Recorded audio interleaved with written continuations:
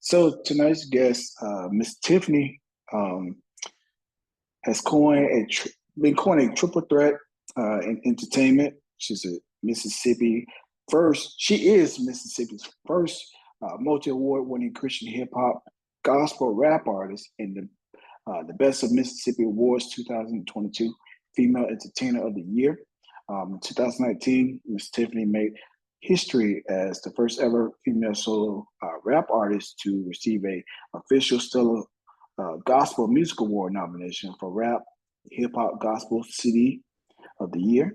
She's also the first female gospel artist in history to perform the legendary Dr. Bobby Jones Presents. She was awarded and honored during the Jackson Music Awards for the 40th annual Mississippi Gospel Music Awards as Mississippi Spotlight Artist of the Year. Of course, if you guys ever watch Empire, she's been on there doing some amazing things. She also has some spices. If you haven't tried them, they're incredible. So go pick those up as well. So she's an educator on music and amongst other things. But tonight she's our incredible workshop leader tonight, the one, the only, Miss Tiffany Coleman. Ooh, good evening, everyone. And the crowd goes wild. Y'all, please feel free to unmute yourselves and engage with me. I am an educator, as Ontario said, so feedback and give me that energy back so we can really have a meaningful discussion and conversation on tonight. It's gonna be down to earth. Okay, I am from the South. I'm from Jackson, Mississippi, so hospitality is our thing, and being down to earth is definitely one of mine. So I don't mind any questions that you have. I'll do my best to answer them and point you in the direction of some resources. Um, we'll open that up, in between some of the segments that we're going to be discussing, maybe towards the end as well. And we'll just see how it goes. I know everyone has lots of things that they're working on and probably need to get back to. And so maybe, perhaps if we don't get it all in tonight, then we can reconvene at another date and do a part two for this particular workshop. So I'm thankful to be here on tonight, Ontario. Thank you.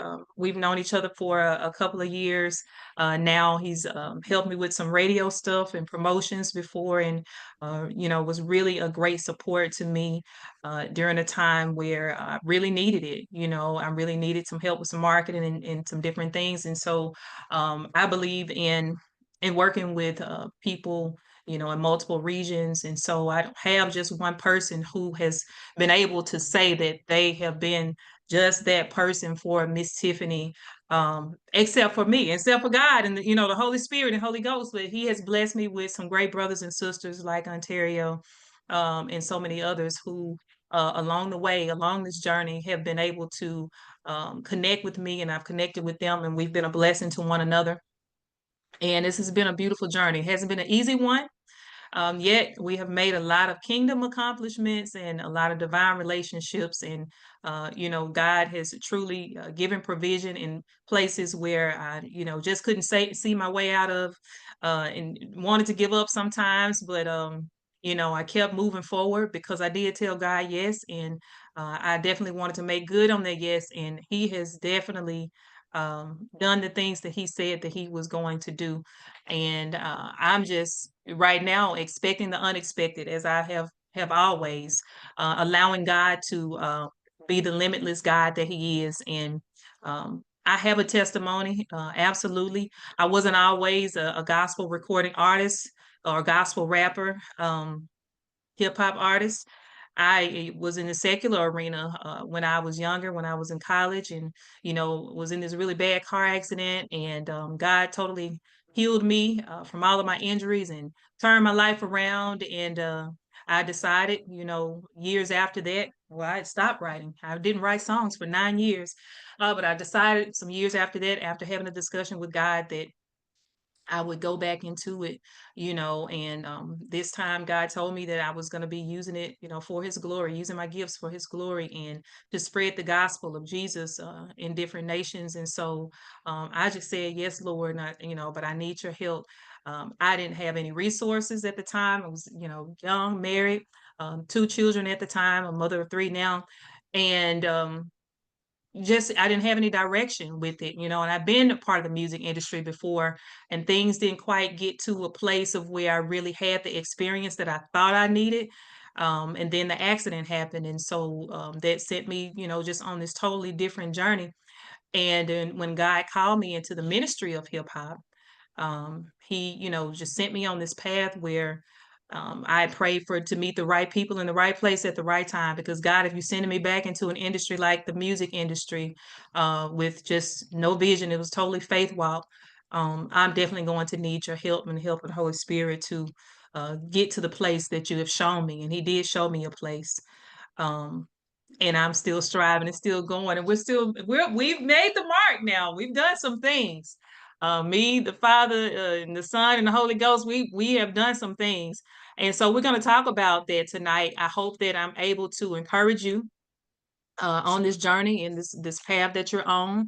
I don't know everybody's background. Perhaps at some point, before we get too far in, we can go around and have everyone to introduce themselves, to share your name, where you're from, your background.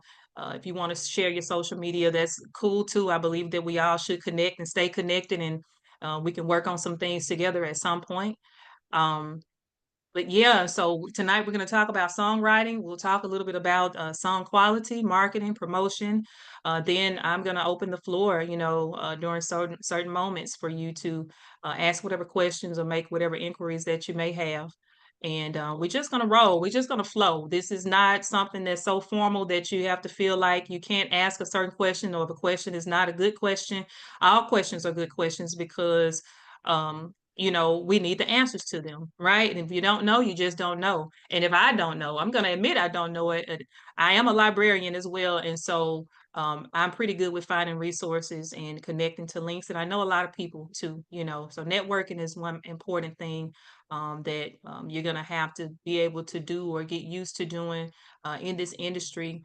Even in ministry, I would say, not just putting everything on the industry, but being able to communicate and build those relationships and utilize them in a way to contribute to your work or enhance your work or the work of others, society, community, whatever field that you're in. Networking is definitely a key to keeping it supported and sustained.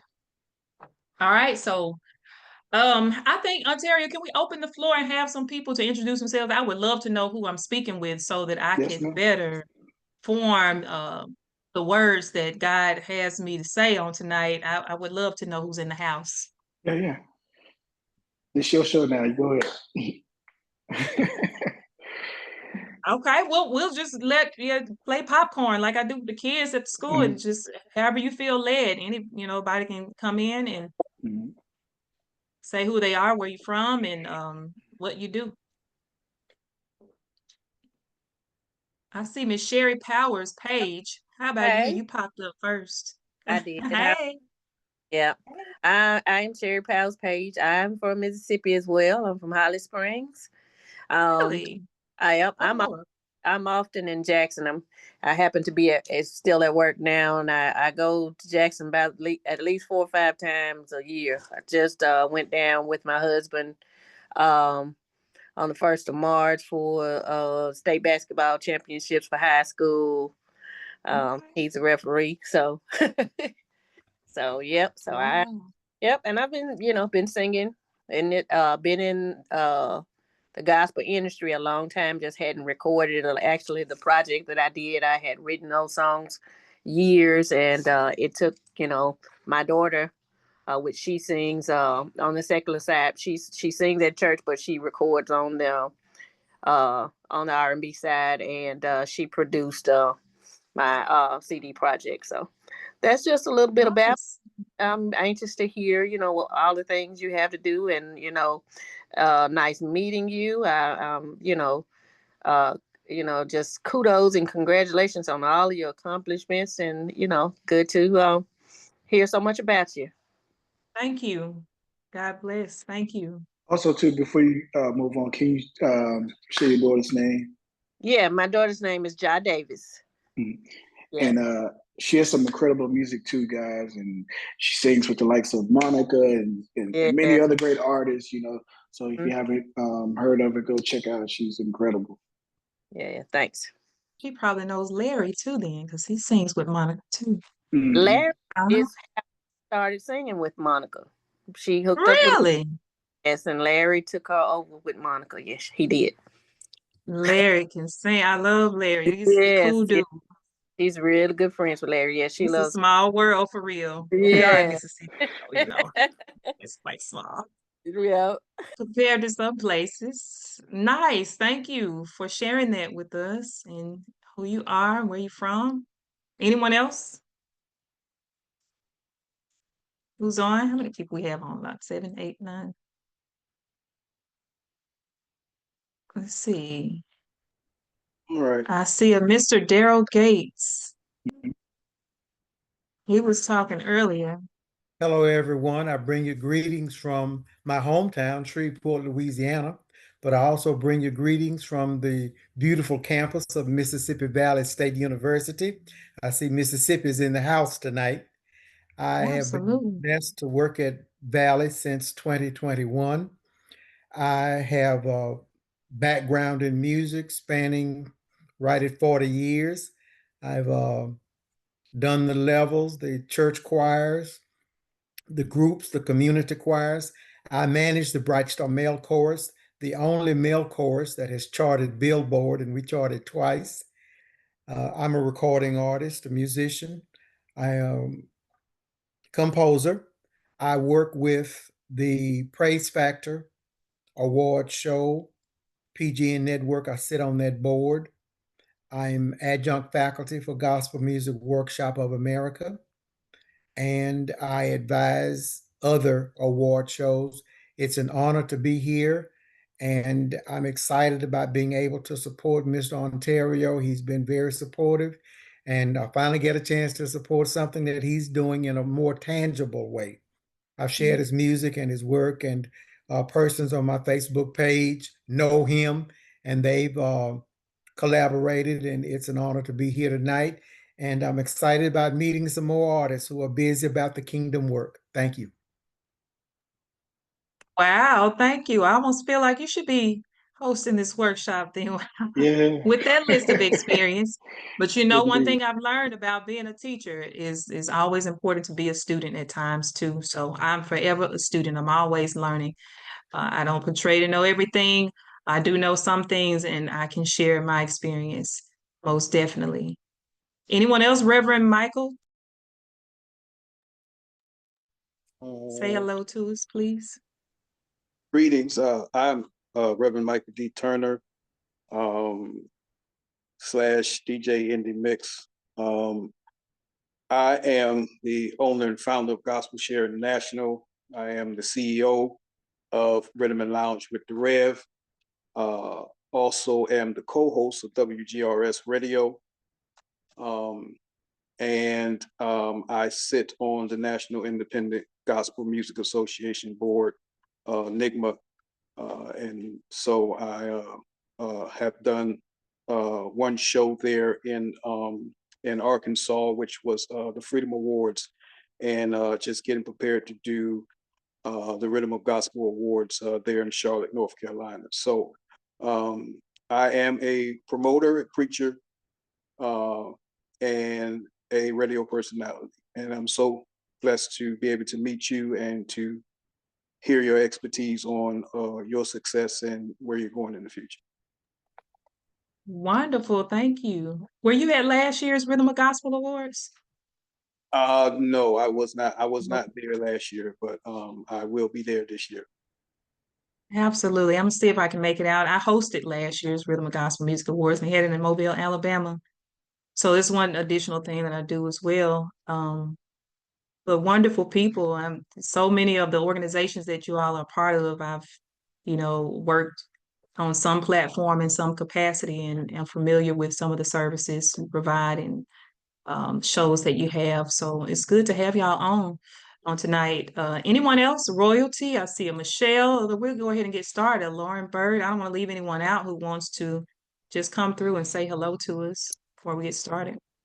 Hello, everyone. This is Alexia Royalty. Sorry, you guys, I was in a car, but I'm just happy to be on. I am an upcoming artist. I got one single out, and I'm actually going to the studio tomorrow to, work on some more. I'm a writer as well. I'm a teacher. It's a lot of things that I can do. I minister, and I'm a great friend of Ontario. So I'm glad he invited me on, and I'm just glad to just learn, whatever great information you guys have to share. Thank you. I think I received a friend request from you earlier today after Yes, you you shared that did. flyer. I Yes, accepted it, ma'am. didn't I? If I You didn't, I plan did. to. You did. Thank you. All right. Anyone else? Thank you for sharing. Hey, Osama? it's Lauren. I'll go really, really quick. Hey, Lauren. Yeah, hello everybody. Lauren Denise Bird, full government name and artist name, I guess. Singer, songwriter, producer, beat maker, whatever you want to call it, from the Bay Area. Really? Lena Bird Miles is Really? her sister. So, if you're familiar with her, I'm basically her. I taught her everything she knows. I'm just playing. Whose sister? Lena Bird Miles. Oh, yes, absolutely. I've had a chance. Yeah, that lady. Oh, she can sing. Your sister can sing. All them I sisters love can her. sing. The Very birds get talented. down. From the Bay Area. So I'm in the Bay Area quite often, every now and then, a couple times during the year. Okay, awesome. I haven't been back since I moved to the East Coast late 2021, so I've been here for a little bit, but I'm trying to get back home more. Um what do I do? I do a lot. I do a lot. And I've been more so just diving more into production, mixing and mastering and all that good stuff. So I'm just, here to support my bro Ontario. And just looking forward to learning and connecting with everybody. Absolutely. Thank you. Thanks for sharing. Beautiful. Okay. Anyone else? We'll go ahead and get started. If not, Yes, good evening. My name is Michelle Roach. You could say that, Ontario, I keeps him busy, I ask a lot of questions. The same of Reverend Turner. They're both probably shaking their head right now saying, yes, yes.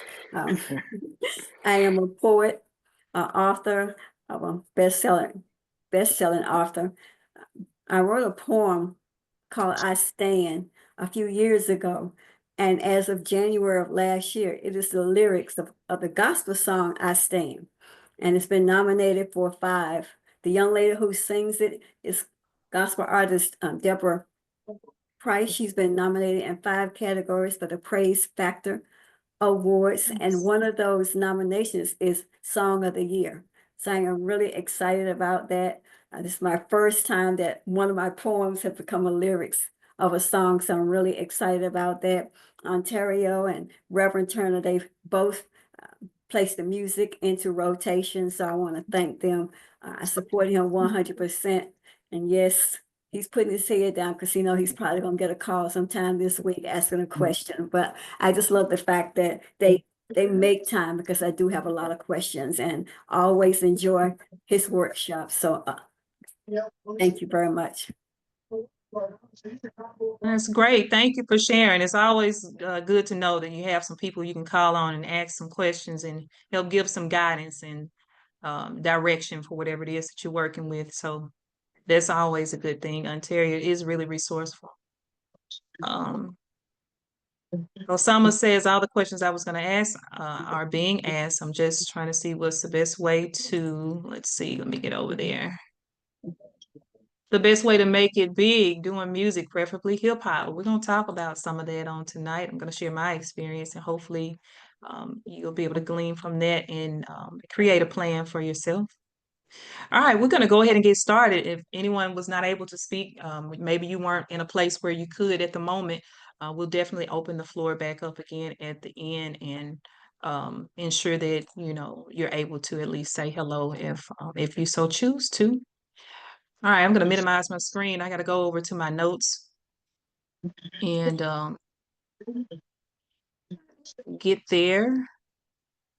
All right, so for some of you who are just maybe logging in, we did have a brief introduction. My name is Miz Tiffany, Tiffany Coleman McGee, Dr. Tiffany Coleman McGee, and I'm from Jackson, Mississippi. I am a gospel recording artist, more specifically Christian hip hop artist, and I'm an actress as well. I've published 3 books. More so children's genre books. I have 2 of those. I have a journal as well. And I do quite a bit. I'm an educator too. So right now I'm teaching 7th through 12th grade girls who are at a behavioral institution, and it's a residential facility, and they go to school where they live. So they have these dorms there, and I have interesting days and, you know, even evenings of unwinding, just thinking about the events that occurred during the day while I was at work. Yet I am still balancing my career as an entertainer, as a music artist, also a mother of 3, and proud mother of 3. And everything is not always perfect, but we trust God, you know, on the journey and the path that He sends us on, and knowing that He can do exceedingly abundantly above all that we could ask or think. And so we want to get started tonight. I'm talking about um, songwriting and song quality. So we'll discuss like crafting lyrics, musical composition. I'm not necessarily an expert on more so of the music side of it, like the track or the beats. That's not what I do. I'm more of a lyricist. But we have some folks here who have that background. And so if you have questions, I'm open to them pitching in and answering those questions for you if those questions arise. We're going to talk about collaborations. We're going to talk about marketing and promotion, your personal brand, you know, media appearances, community engagement, innovation or innovative promotions. I'm sorry. Navigating the music industry, the importance of continuous learning and continuing that education, joining organizations like Enigma or a SAGMA or GMA Dove Awards, or even the Recording Academy. Grammy, we'll talk about that. You have any questions about that? I'm members of each one of them. Stellar's, Grammy, Dove, yeah, Stellar, Grammy, Dove. And so if you have questions about, you know, what do I need to do to, you know, try to become a part of those communities, I'm open to answer those as well. We get a little, you know, too deep into, then you may have to reach out to me outside of the workshop and we'll discuss what we need to do there. Every year I'm making submissions for folks who want to attempt to be on the ballot. And as long as you get in the information you need to me, and I'm able to submit it and do it on time, then you definitely will probably make that first consideration. Nominations, and you know, there's a whole nother process, but it's just a great experience to be a part of, and to share with folks who are, you know, working on music and doing things that you're doing, and have them experience the excitement of even being a part of some of the platforms. And then we'll conclude with some final thoughts. And if you want to share any upcoming projects, I'll share some of mine that I have coming down the pipeline. We'll share social media websites and, you know, any links or articles, anything like that that you may be interested in. We'll make sure that we get to that as well. So songwriting, and I have to apologize because normally I would be prepared for a presentation of this nature with maybe a slideshow or something visual. But like I said, this first one is not as formal. Ontario reached out a few days ago. I agreed to do it in the midst of all of the things that I have going. And I think that, you know, audio is just as good as any. But some people are visual learners. As your educator, I understand that. However, this time we're gonna just do it over Zoom, and if we decide to do it again, it'd definitely be a different type of presentation. So I'm just free flowing on tonight with a few notes.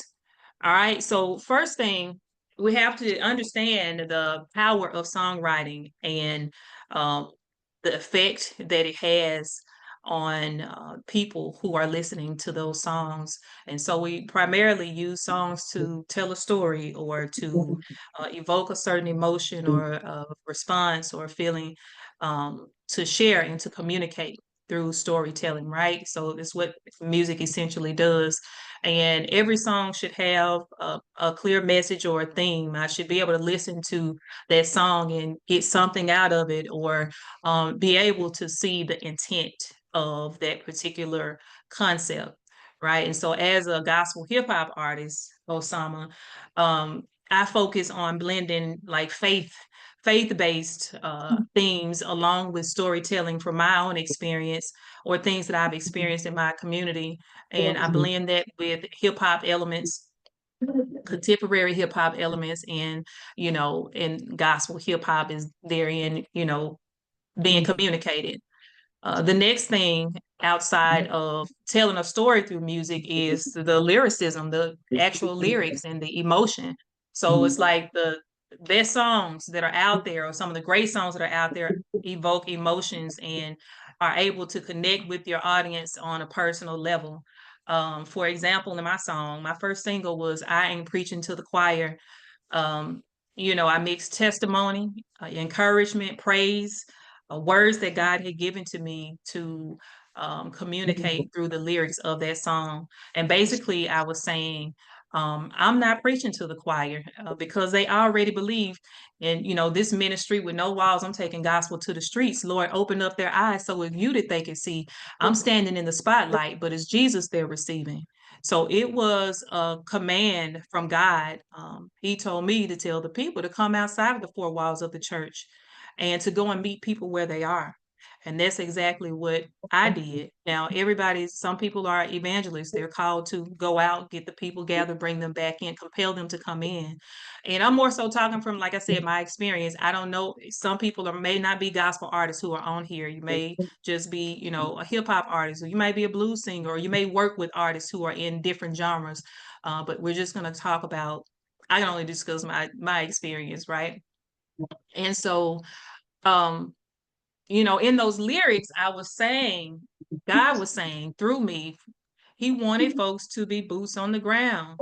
It's a popular song right now, boots on the ground, and to get outside of the four walls of the church and to go to meet people where they are, get off the pews and get up and go and meet folks, take the gospel to them. And that's essentially what my hook in the song said. And I repeated it once more. It said, I ain't preaching to the choir because they already believe. This ministry is with no walls. I'm taking gospel to the streets. Lord, open up their eyes so it's you that they can see. I'm standing in the spotlight, but it's Jesus they're receiving. Right.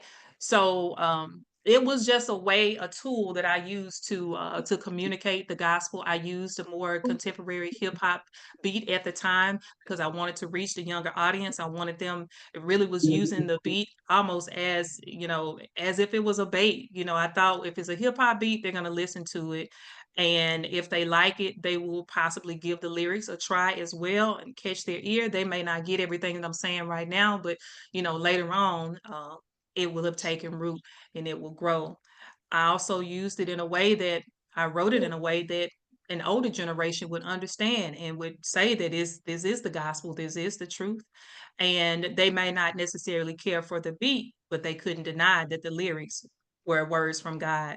And so being mindful of who you're trying to reach, and the audiences um, that you're sharing your gift and your talent with is definitely a part of songwriting, because there is a certain market or group that you are going to reach in effect. Okay, for me, it was biblical and life inspired lyrics. Like I would draw from scriptures or real life experience and then bring authentic and relatable gospel content. Okay, so like songs like The Blood, they're rooted in spiritual significance, and they talk about Jesus' sacrifice, and um, it's an impactful song. Like you can actually feel the transformation or the change in your emotions, in your heart, in your spirit when you're singing that song, or you're in a atmosphere where it's being sang. Um, I've people have had different experiences with it. And I know some people on here are composers. They can probably talk about the different chords that you can hit and, evoke certain emotions, or it does a certain thing to your DNA and all of that. I don't know all of that stuff, but I definitely would love to learn some more. I think we should have a workshop on that. The next thing is song structure and composition.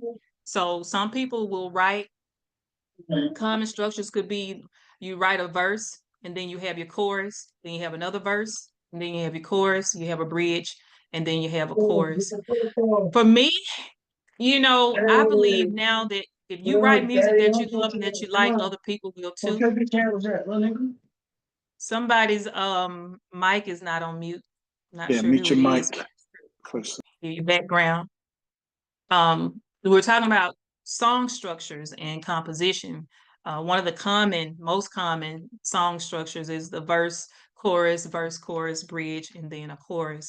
But like I was saying, I believe that, even now, some of the song structures are changing as music is evolving and taking a different turn.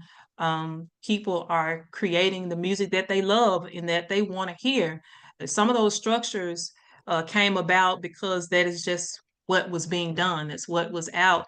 And maybe perhaps people were, in a situation with a record label or, they just did what was common. But I'm saying now to you, you create the music that you like. And if it makes some sort of sense, I mean, look at the age that we're in with social media and the different clips and reels that we see there's so much creativity out there and people are drawn to that. You have the control now over your creativity and the things that you want to do. And there's really not a blueprint for some of this stuff. We are creating the blueprint now that 10 or 15 or 20 years down the line from now, others who, the next generation will be able to look back on some of the things that we've done and we've created new song structures, right? So now the most common song structure may not be the verse, chorus, bridge, chorus, right? It could be something else. And so do what makes you feel good. And if you like it, other people will sometimes like it. And everybody's not going to like your music or the way you compose or the way you structure something. People may question it, especially those who have a more traditional mindset or a traditional way of doing things. Yet, if it works for you, is your platform, is your music, is your audience, and I think that is your God-given talent and gift, and you should be able to use it and create however you feel, whatever liberates you and makes you feel free. And perhaps you will set or make somebody else feel free as well. Some songs are driven by the hook, catchy hook, people are able to remember them easily. And because they're able to remember them easily, the song then becomes popular, more popular, people catch on to it, and then it goes viral. Social media, it goes viral. Before social media, it's a hit song or a number one song. And we still have that today, but just saying, before social media, some of these things or songs and trends that we see now, we would not even know about, before the age of social media. But because we have that now, it does help to get songs out there and they become a part of the culture and they become trends and they're catchy, right? And so being mindful of your hook, the hook that you write, something that's easily remembered, maybe not as wordy. I remember when I was writing my first EP, I Ain't Preaching to the Choir is the name of the EP as well as the single. I do that for every album that I have. I always have a single that's entitled the same thing as the album. Just somehow happens with me. I get the song, and I'm so inspired by the song that this becomes the album name, and then I build the concept out from there. I lost my track of thought. Well, I was saying so much. But yeah, so those hook driven songs are very important. And you want to make sure that they have a clear focus and that people are, because it weaves the song together. It's the thread of the song, right? It helps you to transition from one verse to the next and, to the bridge and then closing the song out as well. And so be mindful of the hook. And I was saying that, I remember when I first started writing my first EP, um, I used a lot of words, right? I used a lot of words and it made it hard for me to really catch my breath sometimes. And although I enunciated well and people understood what I was saying, as I have evolved as a songwriter over the years, I have started to shave back some of the words that I'm using. And instead of making it, a full sentence, I may take the first part of that sentence off and the rest of it that's left still makes sense to the listener. They still understand what I'm saying, but I'm not saying as many words. My pace hasn't changed. The cadence hasn't changed yet. It's easier to remember for the listener because it's not so many words. Like I'm not throwing the entire dictionary at them. So keep that in mind as well when you're writing your hooks. The next thing as part of song structure and composition is rhythm and flow. How your words are delivered over a beat, it can enhance the song's effectiveness. So you watch your cadence. I remember at one point, I wanted my producers to give me several different varieties of breaks throughout the tracks that they were forming for me, because the tracks that they formed for me on my first album, and it was one producer, he was a friend of mine. He was actually a middle school boyfriend, and my dad told me I couldn't talk on the phone with him no more, and I was like, Daddy, he's just singing on the phone. And get this, y'all, I'm gonna start telling y'all some real stories and testimonies. But we were in the sixth grade, and I was staying with my dad that year because my mom had moved to a town close to Jackson, Canton, Mississippi, and I didn't want to go to school in Canton. I was just starting middle school. I wanted to go to middle school with my friends that I had been in elementary school with. Anyway, so I meet him and we are in like the choir class or something in middle school, and he can sing and he can play the drums and grew up in church and all of that. And so we caught ourselves dating in middle school. He was my boyfriend. And I would talk to him on the phone after school. And my dad, his work schedule changed. And so when his work schedule changed, he started being at home by the time I was getting off the school bus. Right. And so I'm talking one day and thinking it's fine because I've been talking to him on the phone, and we were totally talking about innocent stuff, music, and he was on there singing and all of that. God rest his soul. And my dad picked up the other line of the other phone on the other side of the house. Like he calls me Corn because I was like high yellow when I was born. He's like, Corn, get off this phone right now. Who is this boy you talking to? I was so embarrassed. And so I hung up the phone and got out. I'm like, Daddy, we just singing music. Years later, y'all, after we graduated from middle school, I didn't see him in high school. We went to two different high schools. We lost contact. I went through college and all of that. And he had moved to the Bay Area. He moved to Los Angeles too at one point, and he was producing music for major artists, celebrities, basketball players, and all that, and doing, licensing and with these television series and shows and stuff. And he just so happened to life transition. He came back home to Jackson, Mississippi, and I was working at my parents' nonprofit, my mom and my stepdad's nonprofit, and I crossed paths with him in that facility. And we started talking, and I told him, I had gotten into music and, but I had gotten out of it because of this car accident that I had. And I was feeling like a raisin in the sun. And I was like, I want to do something, I don't know what it is yet, but I'm going to need your help. And he said, I got you. Whatever it is, I got you.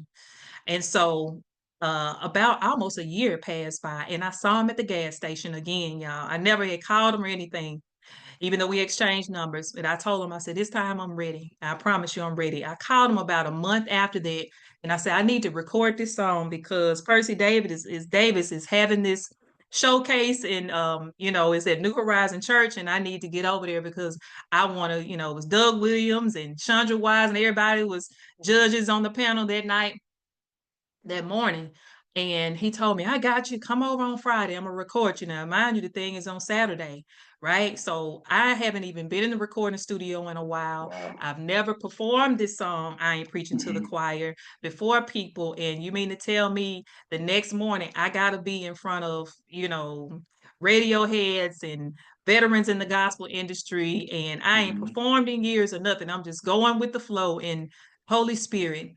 And he calls me that Friday or texts me or something and tells me, you're going to have to wait until the morning and come.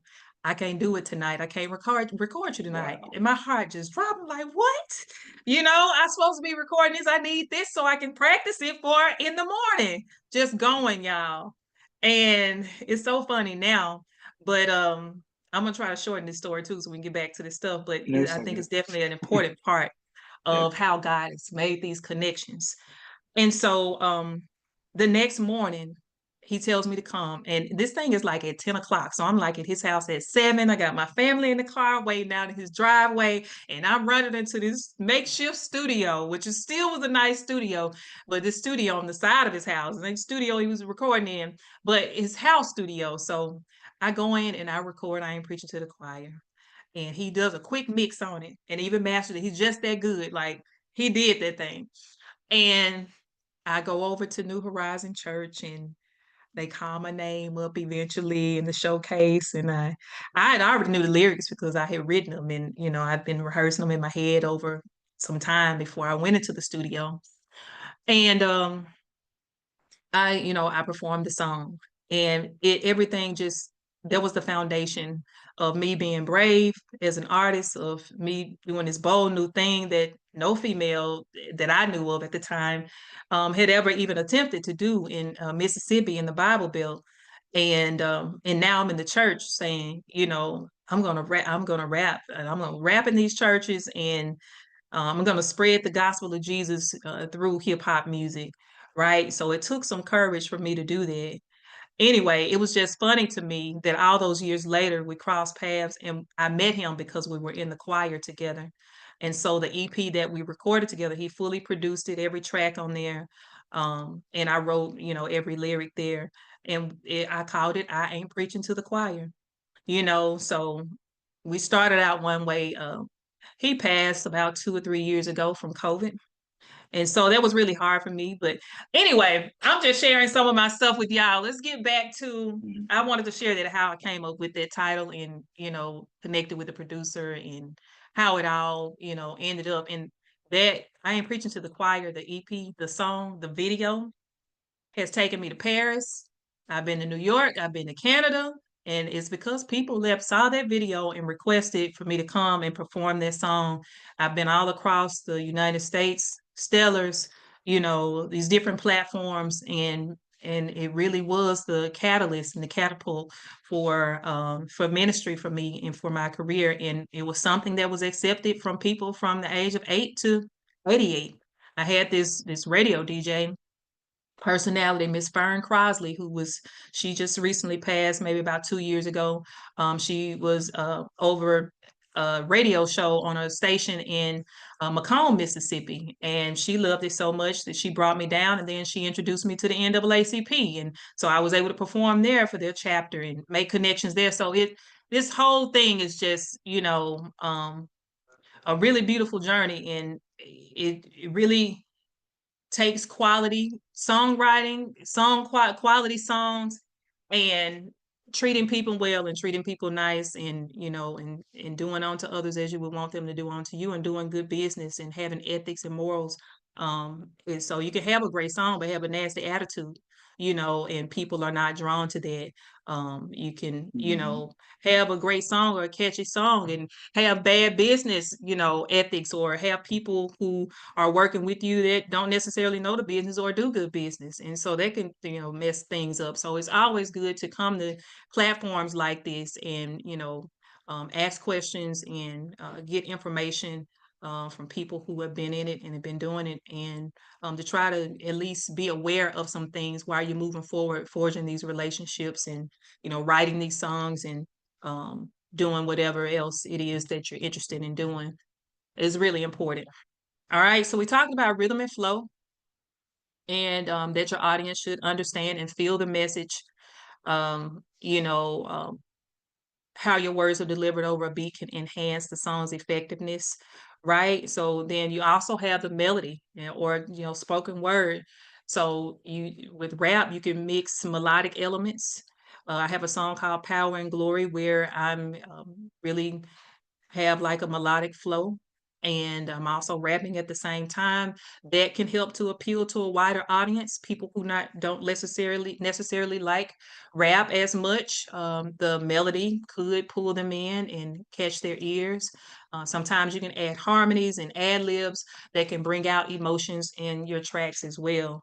So be mindful of the different elements And do some research, do some reading. I said I was a librarian and educator.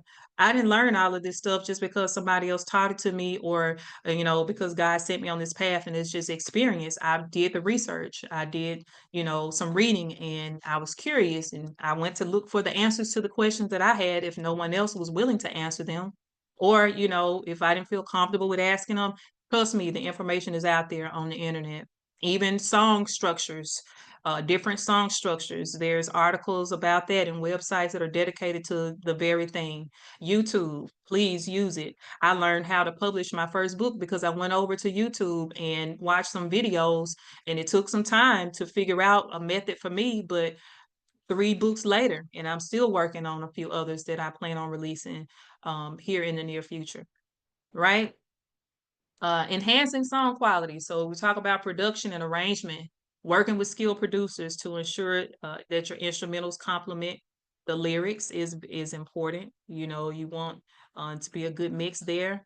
Ensuring that you have balance between vocals and the beats is important, and also engineers who are aware of levels and things of that nature, to make sure that one is not drowning out the other, or that something is not as enhancing as it needs to be. You want to make sure that you have effective um, you know engineering, so that your lyrics can be heard, not just the beat being heard, but you want your lyrics to be heard as well. So that's important. We're talking about song quality. I have recently worked with an artist who um, and I'm careful about the quality of songs that I put out as an artist. Yet I do work with some independent artists sometimes who are not as skilled, or may not have the ear necessarily, or the acumen. They may not even know or be aware, right? And so workshops like this and information like this, or conversations like this that I'm having with them, like I'm having with you, are very important, so that they can be aware. Because if you send a song that's distorted to radio, and it could be a great song, but if the recording is not good, the quality of it is not good, then they may just slide it over to the side, or throw it in the trash, or, spam your email. And so that's something you need to be aware of. Have some other people to listen to it, because not everybody has that ear.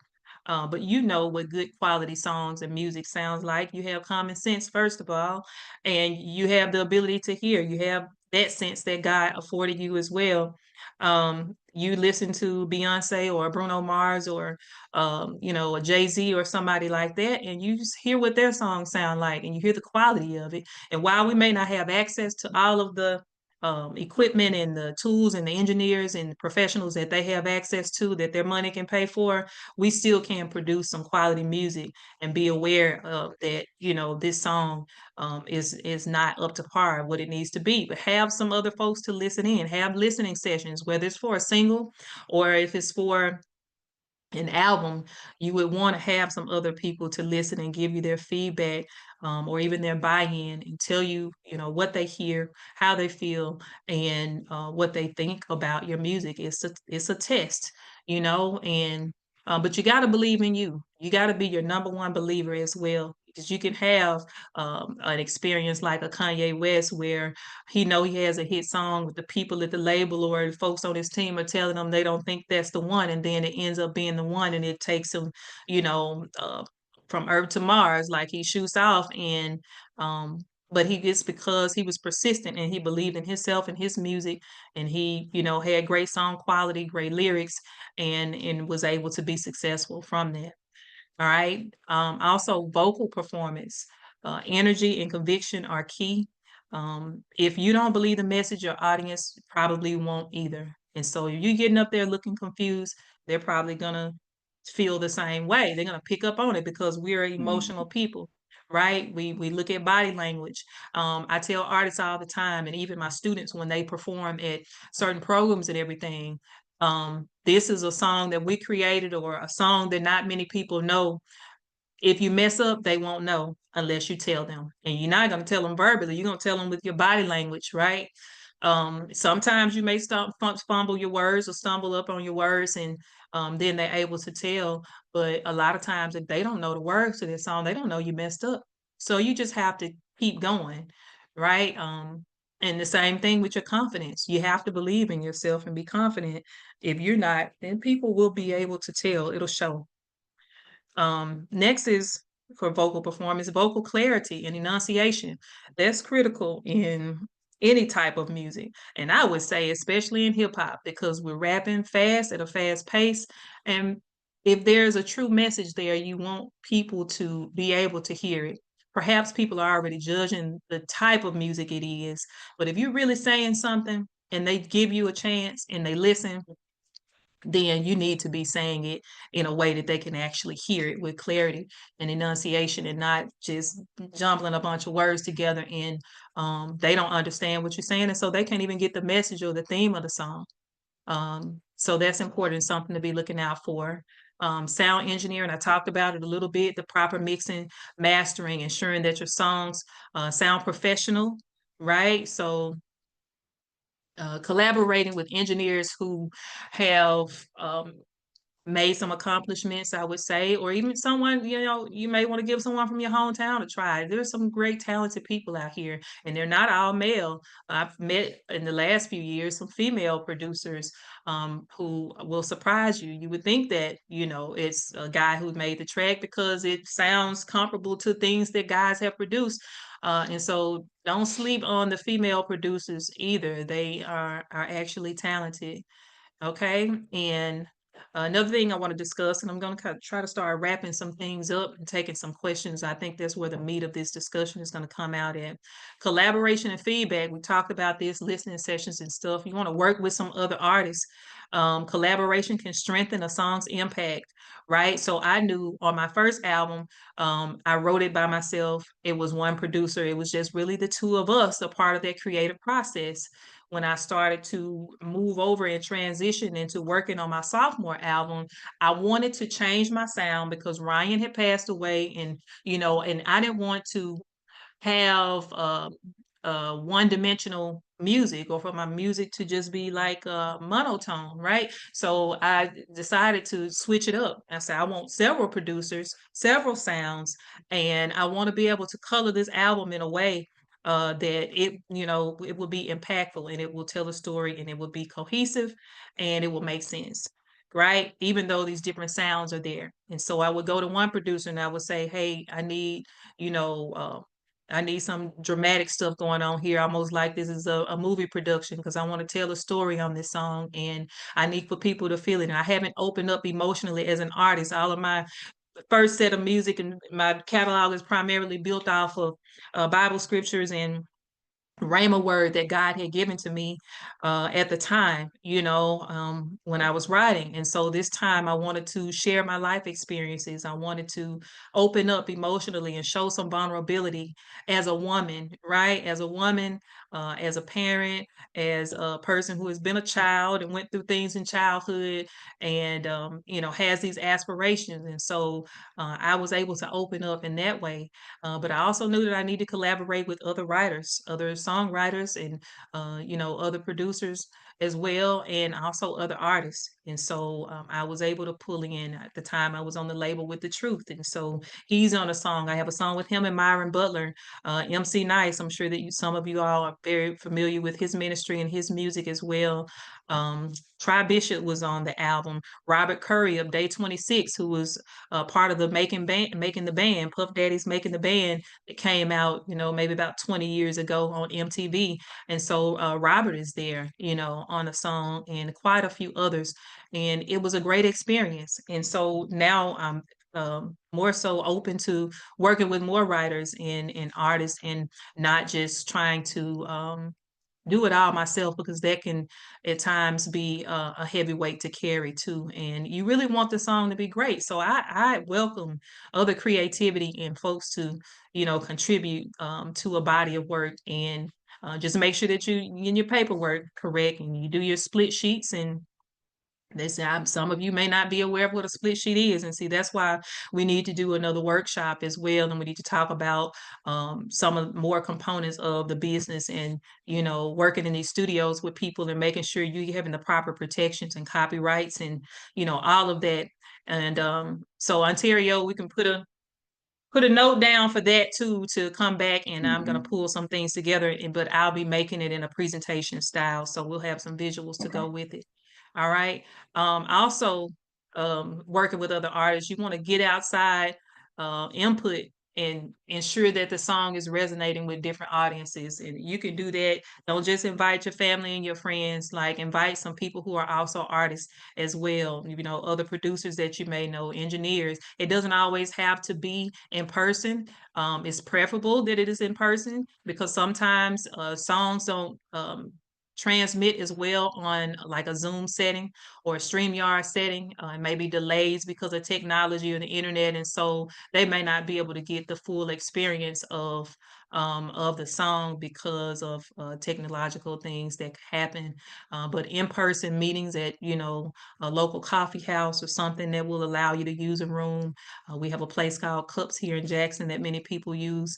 You know, finding a venue that will be free of charge, that where your music won't disturb them, but you know, would also offer something, you know, to you know, those who are interested in coming to different events in their place. So you kind of swing it and you know, do a deal with the venue as opposed to having to pay all the time. That's one thing that I would like to talk about in the next session as well.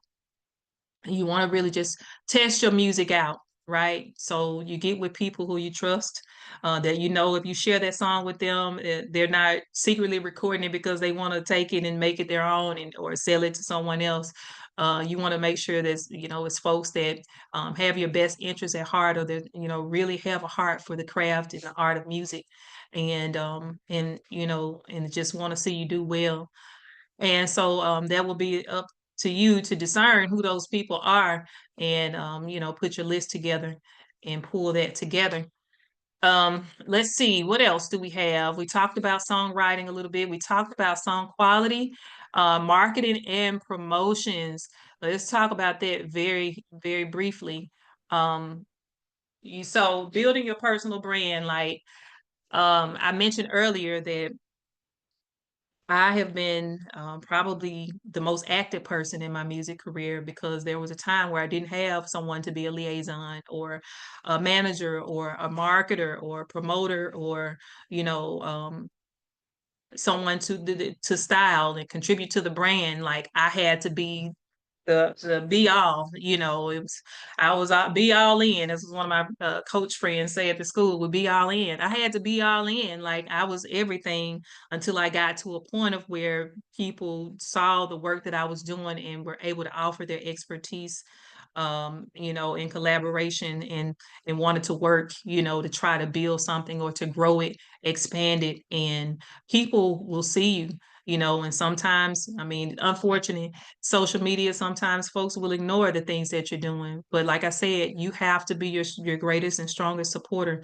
and to know that God called you. If you're a gospel artist and God called you to do a thing, or you have a gift or a talent, and you know, you're not wanting to bury it, you wanted to use it, you got to just keep on going, and you keep going until God says stop.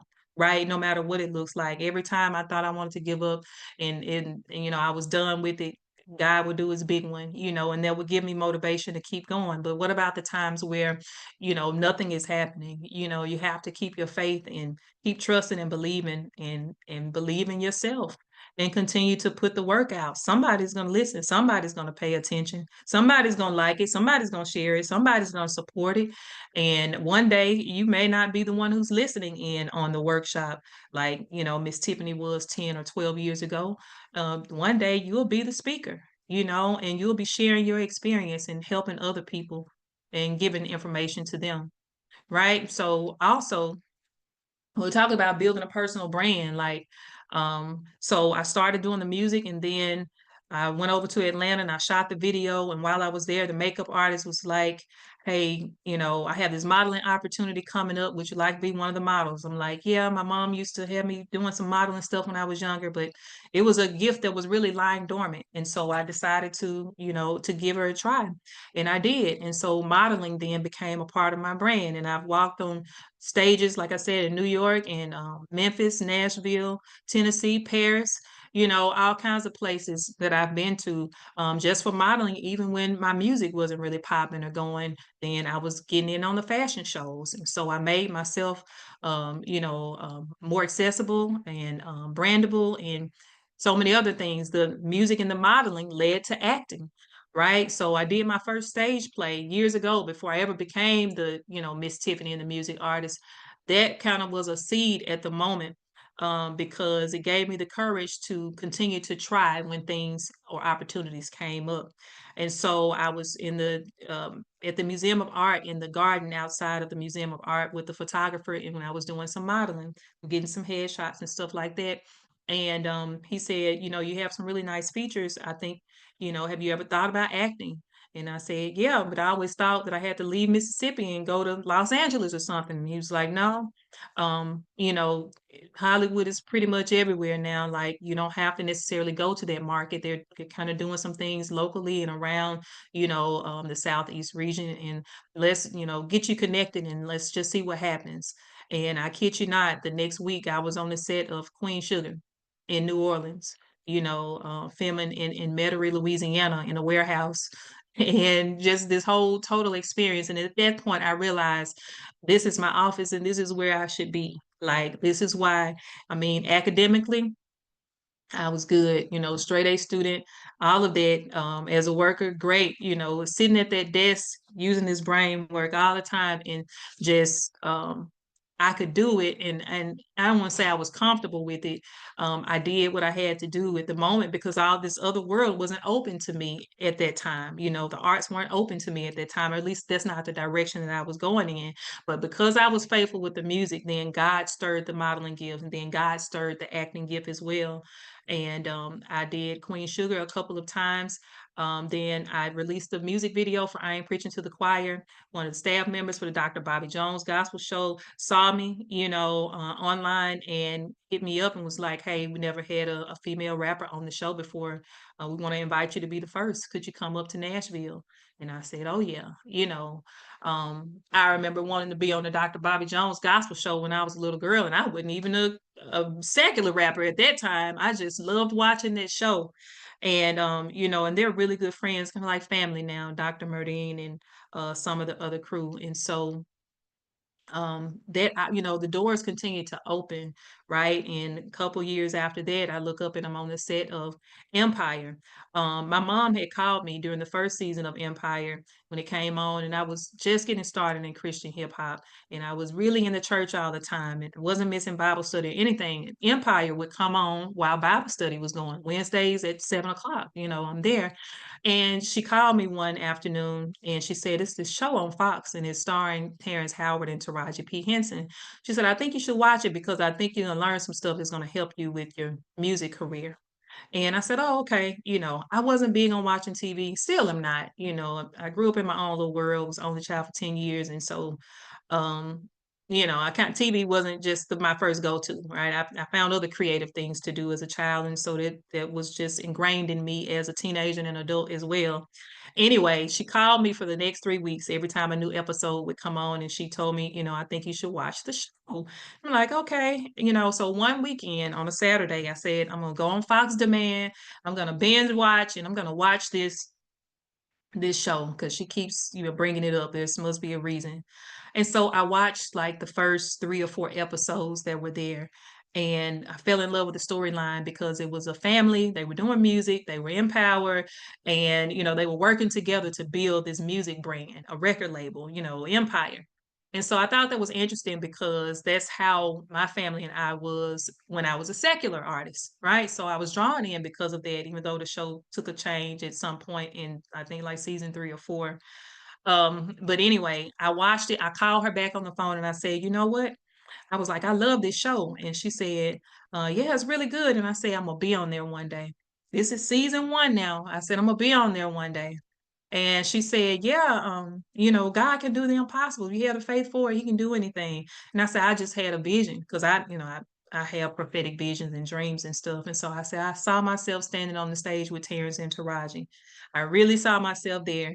And so she touched and agreed with me on that. You know, 2 years later, I believe it was season 4, I get a call from the owner of a casting agency in Chicago. Even though Empire took place in New York, the setting was New York City. It really was filmed in Chicago, and so in a warehouse. And so anyway, I get a call from the owner of the casting agency in Chicago, and she says, the directors of Empire have saw some photos of you, same photos that I took in the art garden with Mitch Davis that day, the photographer, and he suggested I be an actress or whatever. Same photos, they saw those, and she said, but they want to see you, without makeup and all this extra stuff or whatever. Just send some pictures of you, and I'll let you know what happens, and we're gonna have you on the show.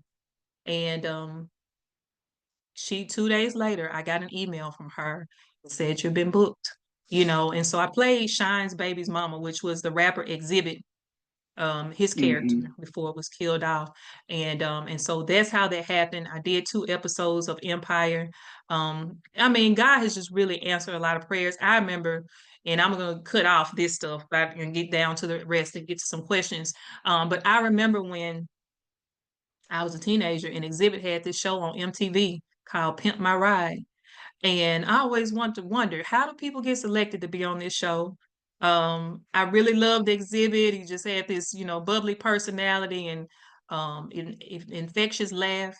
And how do people get on this show? I want somebody to come pimp my ride. At the time, Mama hadn't bought me it was 2001 and I was graduating high school and I had a 94 Pontiac Grand Am. And, I'm like, I want him to come and pimp this Grand Am. I want to meet Exhibit. And it's just amazing to me that a desire that I had in my heart, all those years ago as a 17-year-old girl, 16, 17-year-old girl, and it happens in my early 30s, that now I'm on the same set with this man. And the crazy thing about it is not only was that scene, a part of the episode, that, episode 8, that scene was an advertisement for a vehicle, for a car that they had some type of endorsement with Ford or something like that. And so they used a part of that scene for the commercials, the commercial advertising while Empire was airing. And it's just amazing that, that first scene that I was in, I was playing Exhibit's baby's mama, one of the mothers of his 3 children. And we're sitting in front of this house and he's doing this commercial for this car, and I'm there. And then he calls his wife on the phone and, let me talk to his wife and was like, here, talk to my baby mama. I thought that was really funny, that he called his real life wife and said that. And so it almost felt like we were on the Pimp My Ride show. Like, it's like I got my wish, but in a different way, And if someone would have asked me that all those years ago, if I would have thought that would have happened, the answer would have been no. I mean, how? But God knows how. And I don't say that to my own horn, but I'm sharing it because God is faithful. And the thing that you've been believing and trusting God for, I don't care how many years it takes for it to come to pass. If you see it, if you saw it, one day I believe that you will see it. And if you don't see it, then what you saw wasn't real. But I believe that you will, right? And you have to believe that for yourself, because the currency of heaven is faith. It's not money. We don't pay to get into heaven, but faith has a whole lot to do with it. Do we believe? Do you believe the word of the Lord that God has spoken over your life? A lot of times we want people to prophesy over us and speaking to us, and there's nothing wrong with that, but you can prophesy to yourself as well. And so just like I told my mom one day, I'm going to be on this show and I'm going to be standing on the stage with Terrence and Taraji. That first episode that I was a part of, Terrence and Taraji, was nowhere in sight, but I believe what I saw. I believe what I saw. And so after we filmed that first scene with me and Exhibit and Hakeem and the kids in the yard and all of that, about 3 months later, I got another call and said, we need you back. And at that time, we were in Club Leviticus and I was standing right there on the stage with Terrence and Taraji, just like I saw. Now, Exhibit was gone because his character had got killed off. And so we had to memorialize him. And as one of the baby mamas, I'm standing there on the stage with Terrence. And Terrence is giving a speech and Taraji is sitting, Cookie is sitting right there. So I'm right there with Cookie and Lucius, just like I saw. And so believe the things that God shows to you, that he speaks to you, the desires of your heart. He will honor them if you tell him yes and follow his will and his plan for your life. I promise you, it won't be an easy journey. It's going to be a challenging journey, but if you don't give up, if you don't faint, you will make it to the finish line. And I ain't even made it to the finish line. I haven't made it to the finish line yet. I got top 100 iTunes hip hop rap album sales when I released my album entitled He's Been Good, which was my sophomore album. I got magazine covers. I have 2 Grammy nomination certificates right here for being a songwriter and a featured artist on Emmanuel's album, which was in the contemporary Christian music category for the Grammys of 2020. What was it, 2023? Yeah, I have a Stella trophy sitting right here. I don't know if you can see it. And so many more. Rhythm of Gospel, all of that. The Best of Mississippi Awards, Mississippi Gospel Music Awards had never awarded a rapper or a gospel rapper, and I was the first to do that.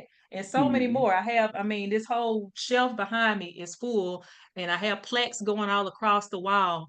Lifetime Achievement Awards from President Biden's administration, and digital radio tracker where I charted and was in the ranks with the Clark sisters and Kirk Franklin and all these sorts of people. Like even with the release of the iTunes of the song to iTunes in the top 100. I'm sitting right here next to Nas and Glorilla and Pusha T and Megan Thee Stallion, but it's gospel music, it's gospel rap. But I had to make sure that music was encoded. I had to make sure that the metadata was there. I had to make sure that, it was released to the right outlets. And, there's so many things and moving pieces that I don't even know everything, but there's some basics, some foundation that I have learned from the training that I have had from some very good, people who have been good to me, music veterans, gospel music veterans who have shared some game with me, and I'm able to teach it back to other people and pass it along so that we can at least try to make some impact, in the way that God has commanded us to go. Right. And so it's all about impact. But in order to do that, we have to do things in decent and in order, right? In a spirit of excellence as best as we can. Closing out with a few last things, and I don't want to keep on talking a lot. I know you might have some questions. So marketing promotion, you want to make sure that you're engaging with the community, right? Get involved in different initiatives that will help with your brand. Bringing awareness to different causes, attaching your, well, I don't say attaching yourself, connecting yourself to or your brand to different initiatives, something you're passionate about, perhaps that you may have had about with maybe, cancer or breast cancer, or you have a family member who has. That might be something that you want to bring more awareness about, and they survived, or maybe they may not have survived the situation, but whatever, has affected you in your life, or something that you see that you have passion for, and you want to be a part of it, I think that definitely will help. And of course, you're not doing it just to enhance yourself as an artist or to look like, this brand or whatever. You really, truly, genuinely want to help people and help with certain causes and situations, right? And God will, open doors even there for you as well. Promotions. Right. So Ontario mentioned that I have a spice. It's called Miz Tiffany's All Purpose Southern Rub, and it's available at BolitoFoods.com. And it was the first time we've ever had a Kingdom hip hop spice bundle. So it's not just me, and I have my own individual spice, but it's also available in a bundle that has like 6 other flavors with 6 other artists. And I suggested to them at the time when we were creating the labels that let's put a QR code on this label too. Let's not just give them the ingredients of what's in this bottle, but put a QR code on there that will lead them to my link tree or my website, or to download my music, right? And so they did that for every artist. And so that's a great promotion. It's great marketing, right? So the people that are purchasing this spice, right, they can use it for their food, but they are also able to access your music right there and listen to it while they cook or at a barbecue or whatever, whatever may be going on. So different ways. You have to be innovative, creative, and contribute the different, ideas to um, things that you want to do, and get other people's buy-in. Have sessions with your friends. Don't just sit on the phone and listen to talk about other things going on in the world and current events. Sometimes, if you can, because not everybody can, some people have to move in silence, and I do believe in doing that too. If you can share some things with some folks of like mind and like spirit and like heart, please do, and maybe you can work on it together. But that's how I've been able to navigate my career So many details that I have not been able to share that we will need to do a part 2 at some point. But I thank you for listening. If you have any questions, I am open. The floor is open to that. If you want to share something, final thoughts or anything like that, upcoming projects, let's do it. Going back to song quality, one of the reasons I keep wanting the guests to talk about that, because working in radio, we get a lot of different submissions, and not every song is good quality all the time. You know, sometimes it's, you know, like Miz Tiffany said, it could be a thing of artists not knowing what true quality is, or not having the budget to have quality. There also has been times where people say, "Yeah, I use such and such. They're my piano teacher or piano player at the church." You know, just because somebody plays an instrument doesn't make them a good producer. And every producer is not a good mixing and mastering engineer, so you got to keep that in mind too. So we do have people that, if you need somebody to listen to your stuff before sending it out to radio and uploading it to like DistroKid to be all over the world, we do have a team. We have Stephen Dukes. He's most known for working with Todd Delaney as a guitar player and as the director for creative arts for Delaney Land. Also, we have Rod Stuckey, who's also part of Delaney Land with Todd Delaney. We have Kendra Foster. She's most known for writing for D'Angelo and Andrew Day. She's a 2-time Grammy Award winning artist as well. And then we also have Lily Forbes. She's won multiple awards throughout the Caribbean awards. Of course, you know, we have Miz Tiffany and others. You know, the list can go on and on. But I'm saying all that to say, if you don't know, we have people in place to help guide you. You know, so you're not just submitting stuff out to the world, and then of course you get rejected, and now you feel like you want to quit. We don't want anybody to quit, especially if this is truly your anointed area. So yeah, of course we have different PR people that we can connect you guys to. Different radio service, not just me, but it's other radio services out there that do quite a bit for artists without breaking the bank per se. Because you have to also have a budget for marketing. I know a lot of people, they put all the money into like the recording process, but you also have to have a budget for marketing, because once you release it, of course, you got to advertise on social media, you have to advertise on radio, you have to newspaper, all these different avenues. So yeah, just be mindful of all those things. And of course, like Miz Tiffany said, if anybody else has any other questions, you know, the floor is open.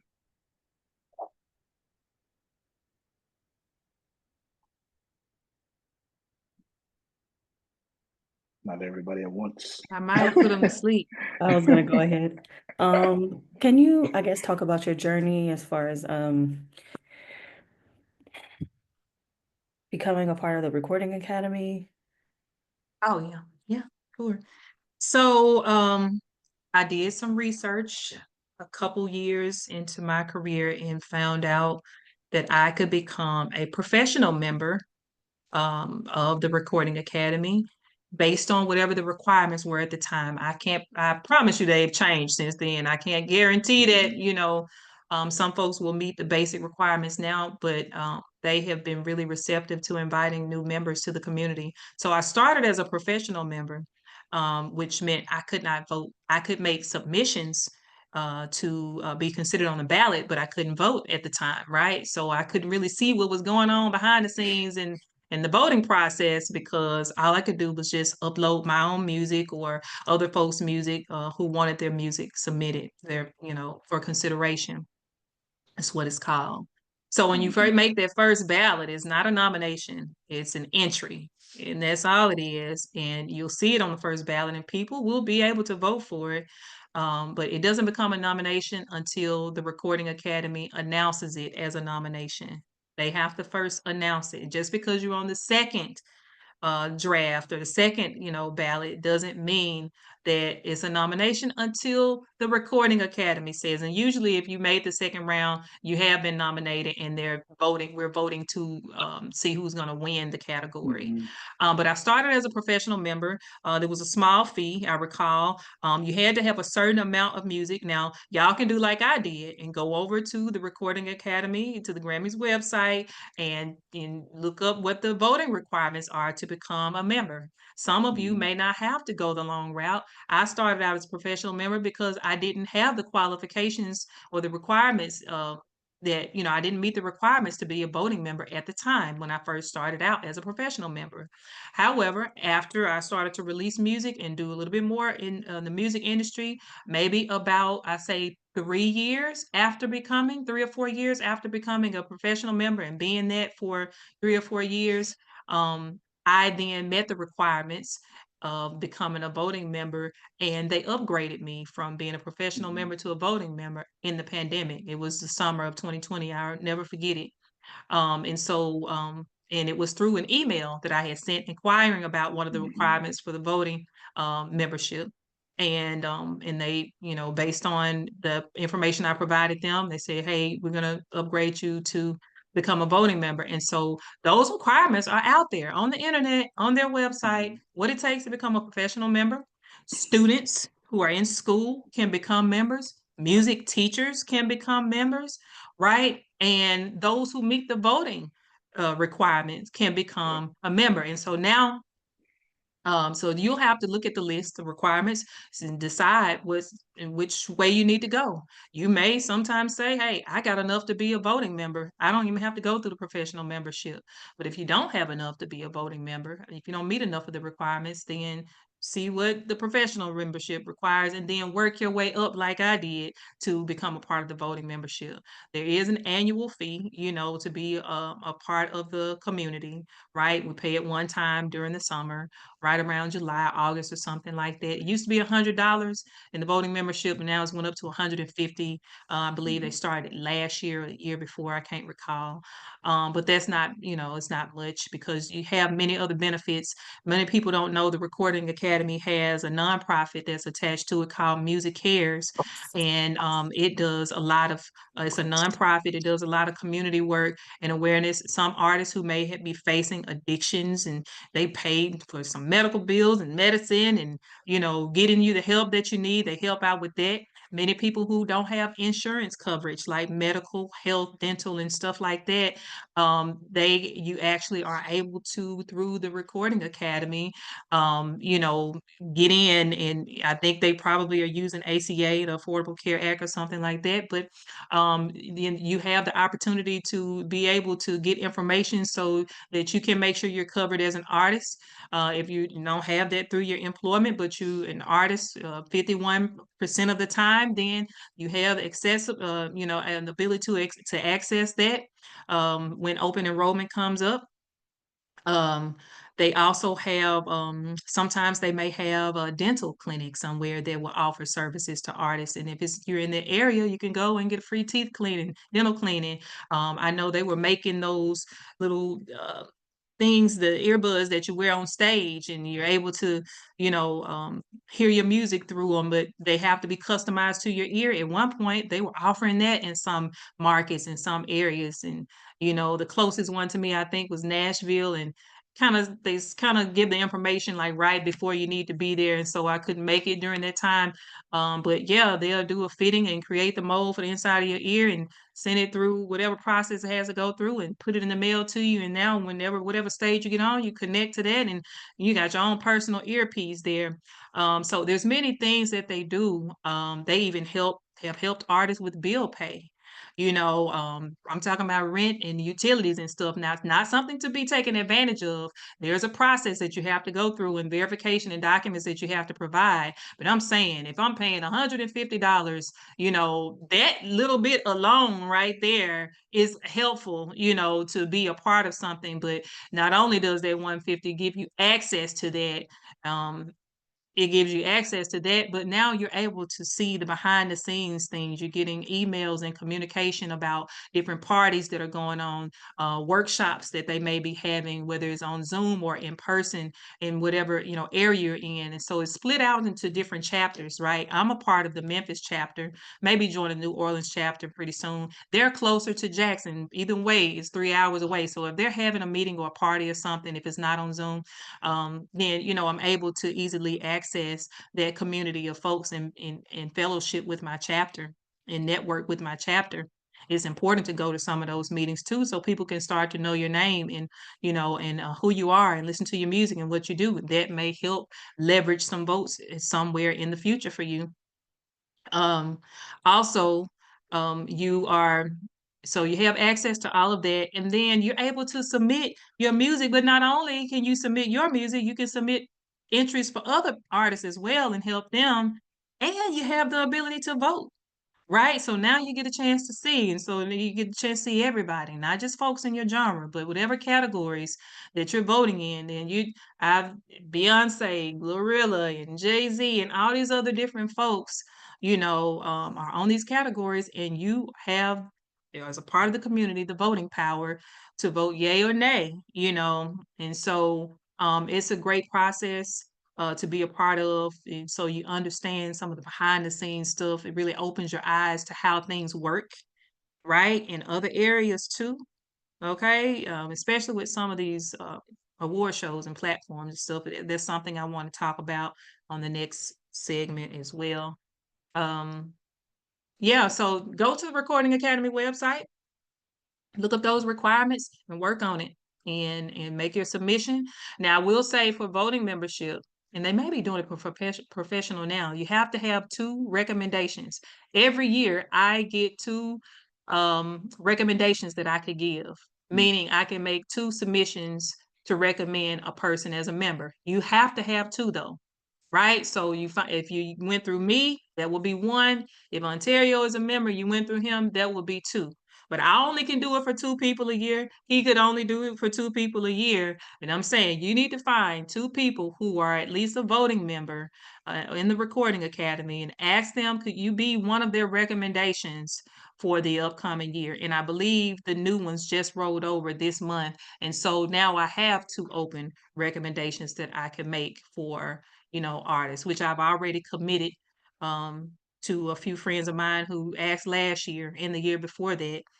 And so, but keep that in mind though. It'll be there as a part of the requirements. You're gonna need those 2 recommendations. Your key, your only thing is to find someone who's a voting member. And there's so many people that look like you and I now, independent artists, who are actually voting members of the Recording Academy, because another independent artist was able to bring them in. We do that because we want to be able to, you only have power in numbers when you're getting into an arena like the Grammys or the Stellars or, you know, Dubs or something like that. And so the more independent artists who join these platforms, we're able to create a pocket of power where we can possibly make some impact.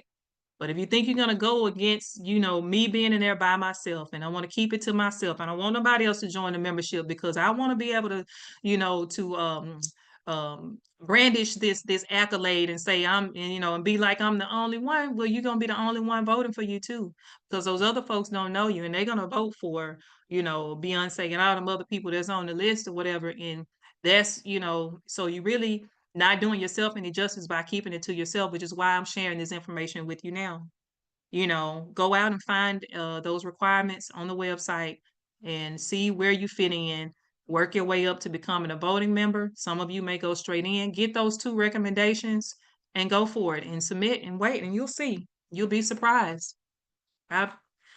People that I've gotten in or wrote recommendations for, they've gotten in. MC Nice and I did Miles Minute. You know, we both recommended him, and he's now a member of the Recording Academy. Some things just, you know, some people will share that information with you and some won't, you know. But yeah, so there is a process. You just go step by step and put in the work. Faith without works is dead. You can have the faith of being a member, but if you don't do the work to get in, then you won't get in. Thank you so much for that. I've been trying my hardest to get those letters of recommendation, and I knew it was Send me a request and send me a message. I Okay, can maybe awesome. help you get the 2. Yeah, I just didn't know it was, like the two that, have to be committed, I guess, per year or per cycle. So that clarity Yeah. is good. Thank you for that. I'll definitely send you a friend request too. Okay, great. Anybody else? Any other questions? Same thing with Stellars, recommendation letters. I think they're doing that now. I've been a member of Stellars before I was a member of the Grammy. And so some of the requirements have changed there too, but they are not as strenuous as the Recording Academy requirements. And so that one should be fairly easy. You get a couple of folks who are in the industry to write a letter of recommendation. The Grammys, that's through a portal, like a form that they have laid out, and have to go in and type the information there.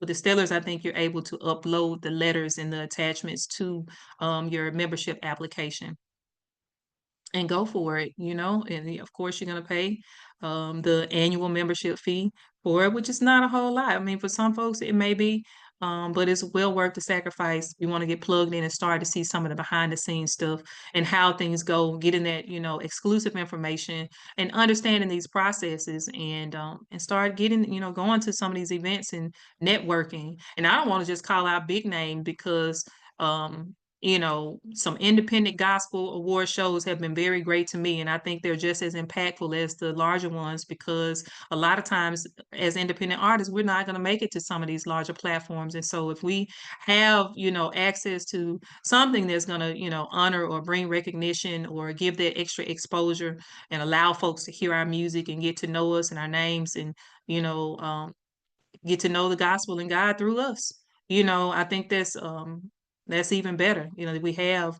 I mean, there's a lot of them, but you just kind of got to work your way in, and you will see that some of those people who are a part of those smaller platforms are also a part of the larger platforms as well. And while you may not see them in the larger platforms, a lot of times they're in the independent gospel platforms too. Just get the networking and get to know people and shake some hands and be prepared and be ready. I remember one time I went to this show. I'd always wanted to meet Juanita Bynum. And this is when, I'm a young mother or whatever, and just attending church and taking my kids to church and everything, and just watching all the videos and stuff. I always wanted to meet her. And I knew that I was going to this award. I think it was the Steeple Awards, and it was right after I received that first Stellar nomination back in 2019, and it was in Atlanta. The Steeple Awards was in Atlanta, and I had been nominated in some categories.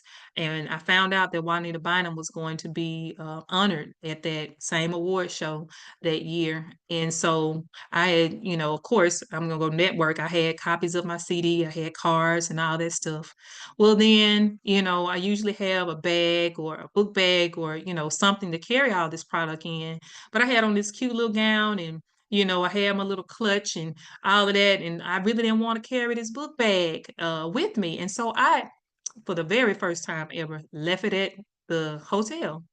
And I didn't take any of my product with me, right? Because I wanted to be cute that day. And I just thought that, hey, whatever. I don't know what I was thinking. Carry glory. So wherever I go, whatever. Very humble, but not, not big headed at all. But on that day, I was hard headed. I was disobedient. I'll say that.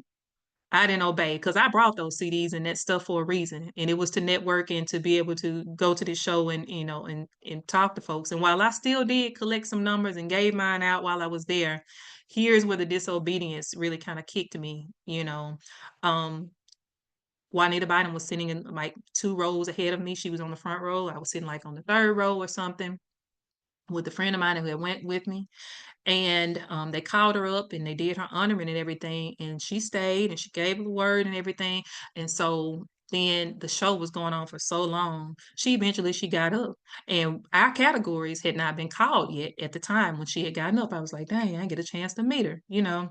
And so, okay, cool. They call our names, call our categories and stuff or whatever. We did what we do and all of that. We had parked the car. He had actually dropped me off at the front of the building because it was a long walk from the back of the building parking lot to get to the sanctuary where we were at the church we were. And so he says, well, I'm going to go and get the vehicle and I'll drive back around and pick you up. And I said, no, I said, I'm gonna go with you. I'm gonna walk. I said, I don't feel like just it's a while before you walk back there and come back and drive back up and folks probably in the parking lot. I just didn't want to wait no longer. We had been there a long time. I was tired. And so I walked to the back with him to get to the vehicle. And when I went out the back door, I'm talking about Bynum had and left out of the sanctuary about an hour before we even got back there. And she was standing outside. And I got a chance to talk to her and share my testimony about the accident with her and how I was secular and went over to, gospel rap and all that stuff. And she said, like the prophetess she is and was at the time. And she said, oh, I want a CD. And where them CDs was at, y'all? At the hotel. And I said, oh, I could have kicked myself. I was so like, of all days and all times. And of all people, I never expected for her to ask for a CD. Maybe another artist or someone else I was networking with. But like I said, she had left out and I didn't think I was gonna get a chance to meet her. I didn't know the lady was still back there, and went back there. And the first thing she asked me for was the very thing that I knew I was supposed to have. And I decided I was gonna leave. And I did. But anyway, so we were able to, exchange some information and stuff with a person on her team. But it's good to be obedient. Even, you know, delayed obedience is still disobedience, y'all. And you don't want to miss any opportunities or, you know, um, spaces that God is trying to bring you into because you're not prepared. So that's the point of my thing is to always be prepared. And if you have merch or, things that you can take with you, please do, and make sure that the appearance of it is professional and handle yourself in a professional way and just be you, just be yourself, because a lot of times people think they don't deserve to be in these rooms with folks or that they're not good enough, but once you're in the room, you're in the room, you know. So I've been in rooms with people who I've admired since a child, big major gospel artists, and I walk into the room and they know who I am as well. It's really a smaller community than what you think of what it looks like on these, with all these lights, cameras, and action flowing and going. Um, but you can have some great experiences there. So start going to the shows, start networking. If you're not performing, doesn't mean that that you don't go and you don't attend. And there's been times where I'll be honest, I've done a lot of work and I've been to many places and I feel like I've lived a lifetime of stuff already. Um, and sometimes I didn't fit at the things I prayed for, and asked God to do, and the doors I asked Him to open, and He did. And I was faithful in going through them. But there would be some times where I wasn't really feeling up to it or feeling like going and stuff. And so, the enemy would try and have me, or even my inner me would talk myself out of, find a reason why I don't want to go or dragging and stuff, or maybe just I've taken on too much and I'm feeling overwhelmed or what have you. And I would push anyway and go anyway. And then when I would get there, at the end, I realized, God was sending me to be a blessing, but I was blessed in that place as well. And so sometimes when you don't feel like it, you need to push through and do it anyway. I don't care what it is. It could be a show, it can be, working on your brand or building content or whatever it is. I need to do better at that, more visuals and content myself. But whatever it is, I mean, give yourself some rest breaks in between. But definitely be proactive as best as possible. Don't wait until the last minute. Do what you need to do and be diligent at the things that God has entrusted to you, because you did pray for it, you did ask for it, and you have to work as well. You're gonna have to put your hands to the plow. You're gonna have to put some work in, and if nobody else will do it for you, you have to do it. When I didn't have anybody managing or doing it, I was doing all of this stuff. I don't know how effective I was, but I obviously did something right. And at some point, things started to take a life of its own. And, instead of me trying to track down, I remember a lady told me one time, don't seek doors. Don't try to go and open doors for yourself. Allow God to open the doors for you. And when I fell back and just did just that, just continue to put my work out there. And like I said, treating people like how I wanted to be treated. I ain't gonna lie. You're gonna go to some places and you're gonna be nice to some people and they still gonna be nasty to you. You don't have to change who you are as a person, turn a, um talk to the hand and keep going. You know, you don't have to do that, but I'm just saying, mentally, emotionally, you might have to put a block there and keep moving, because your favorite artist hurt your feelings. Then, you know, what you gonna do? Stand there and cry, or, you know, tell them you hurt my feelings? You might, you know, you might do both. You might do one. But you definitely got to grow some tough skin in this industry, working with people. And you can come in with the best spirit and thinking it's, you know, glory on high, because God done sent you there. You done made it there, and you went through hell and high water to get there. And I have arrived. Now I'm here. And folks have a bad attitude. Maybe they had a bad flight or a bad day or something, or maybe they just all out mean, because some of them can be.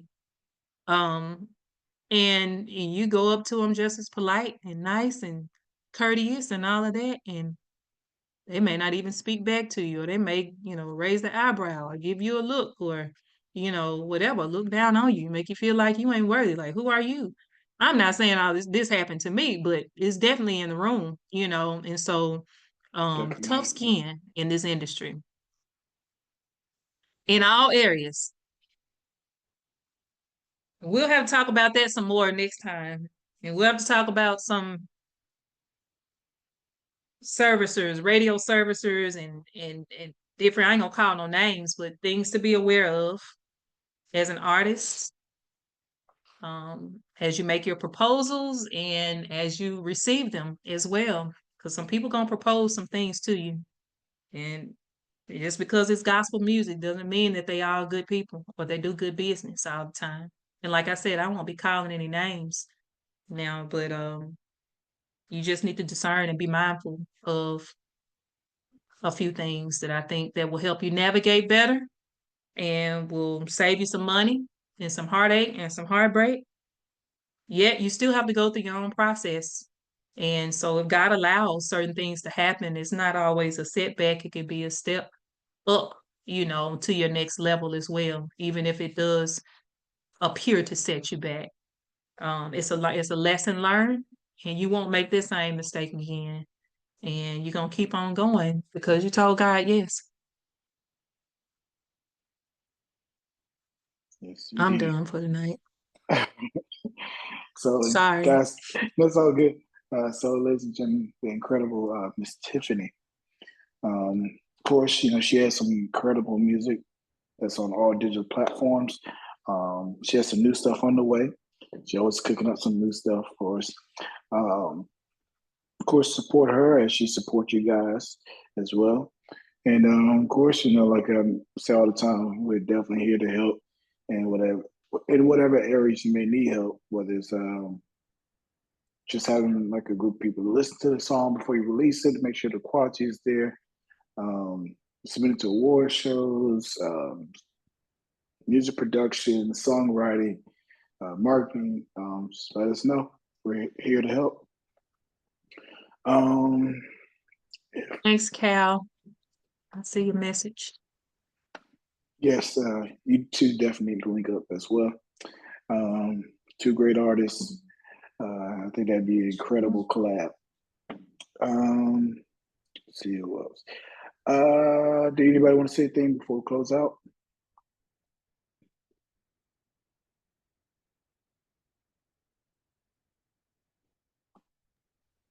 If you want to connect with me on social media, I am Dr. Tiffany Coleman or Dr. Tiffany Coleman McGee. And my handle is @official Miz Tiffany. That's official MIZTIFFANY. And you know, I follow back, and so we'll connect and see how things go from there. And God bless you. Thank you for joining and listening. All right, guys. If nobody else don't have anything else to say, gonna go with Sherry, if you can, if you're in a space to talk, can you close us out in prayer?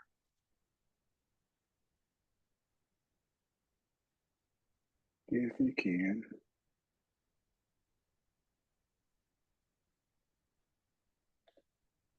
If not, Cal Reeves, can you close us out in prayer? Sorry, I didn't. Did you say me? Yeah, anybody. Yeah.